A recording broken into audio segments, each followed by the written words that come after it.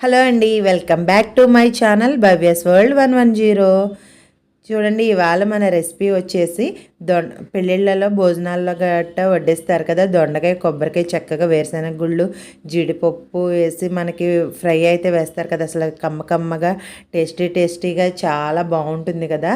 ఈరోజు మనం ఆ దొండకాయ కొబ్బరికాయ ఫ్రైని ఎలా తయారు చేసుకోవాలో ఈ వీడియోలో చూపెడతాను, వచ్చేయండి. చాలా టేస్టీగా ఉంటుందండి, సింపుల్ అండ్ ఈజీగా మనం ఇంట్లోనే కూడా చేసేసుకోవచ్చు. దీని ప్రాసెస్ కోసం ముందుగా మనం దొండకాయలను తీసుకొని శుభ్రంగా కడిగేసుకొని ఆ చివర ఈ చివర తొడిమెలను అయితే తీసుకుని నిలువుగా అయితే కట్ చేసుకుని పక్కన పెట్టుకుందాము.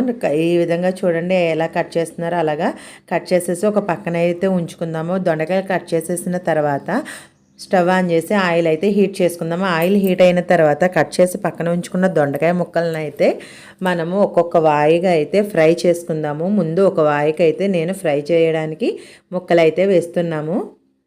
చూడండి, ఈ విధంగా ఆయిల్లో పట్టినంత దొండకాయ ముక్కలన్నీ వేసి మనం అటు ఇటు కదుపుతూ ఉండాలి. ఈ ప్రాసెస్ జరిగేంత వరకు కూడా మంటను అయితే మనం హై ఫ్లేమ్లోనే ఉంచాలి. ఎందుకంటే దొండకాయ అనేది గట్టిగా ఉంటుంది, కొద్దిగా ఫ్రై అవ్వడానికి టైం అయితే పడుతుంది. అందుకని మనం మంటను హై ఫ్లేమ్లో పెట్టామంటే నూనె మరుగుతూ ఉన్నప్పుడు ముక్క కూడా బాగా మగ్గుతుంది. చూడండి, ఫ్రై అవుతుంది. ఇంకొక 2 మినిట్స్లో అయితే మనకి ఫ్రై అయిపోతుంది. ఆయిల్ అయితే నొరగా అణిగిపోయి ఈ విధంగా దొండకాయ ముక్క సాఫ్ట్ అయినట్టు అయితే మనకి గరిటతో నొక్కినప్పుడు అప్పుడు మనకి దొండకాయ ముక్క ఫ్రై అయినట్టు అర్థము. అప్పుడు ఏగిన ఈ దొండకాయ ముక్కలన్నిటిని ఒక ప్లేట్లోకి అయితే మనం తీసేసుకుందాము.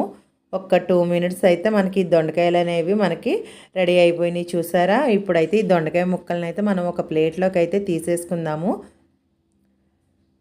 అప్పక లాంటిది ఉంటే చాలా ఈజీగా అయితే వచ్చేస్తాయి. ఇది గరిటతో అయితే తీస్తున్నారు ఇక్కడ.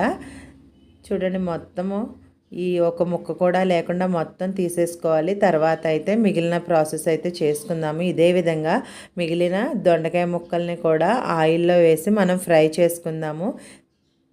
సేమ్ ఇదే ప్రాసెస్లో మొత్తం మిగిలిన దొండకాయ ముక్కలన్నిటిని కూడా ఫ్రై చేసేసుకుని ఒక వాయి తర్వాత ఒక వాయి ఫ్రై చేసేసి ఒక ప్లేట్లోకి అయితే పక్కన తీసుకుని పెట్టుకుందాము. ఇవి ఫ్రై అయ్యేంతలోపు మనం ముందుగా కొబ్బరికాయలను కూడా కొబ్బరి కూర తీసుకుని పక్కన అయితే పెట్టుకోవాలి. చూడండి, చెప్పాను కదా, ఈ విధంగా మొత్తం మనం ఒక వాయు ప్రకారము దొండకాయ ముక్కలను అన్నిటిని సాఫ్ట్గా ఫ్రై చేసేసుకుని ఒక ప్లేట్లోకి అయితే తీసుకుందాము.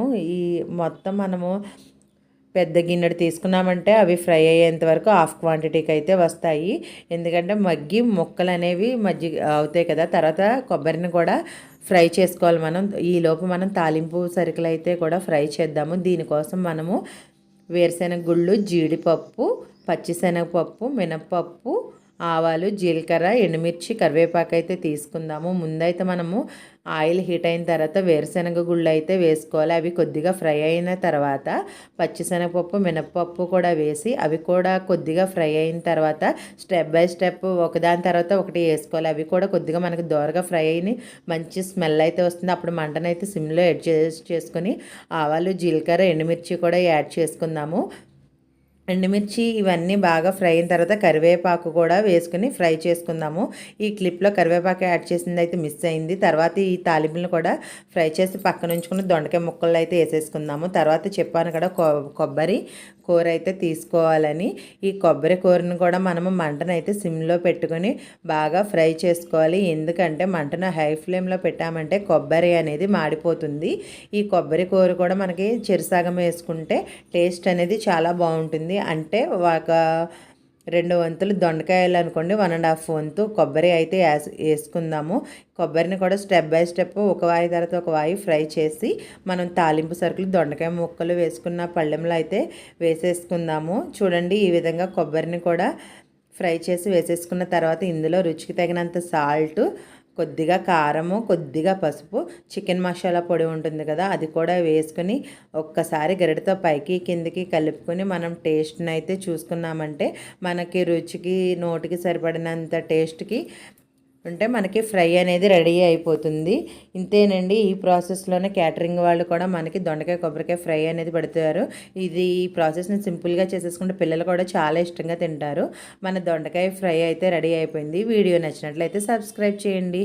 మీరు కనుక నా వీడియో ఫస్ట్ టైం చూసినట్లయితే ప్లీజ్ సబ్స్క్రైబ్ చేయండి. Thanks for watching. Bye bye. Please subscribe Bhavya's world 110.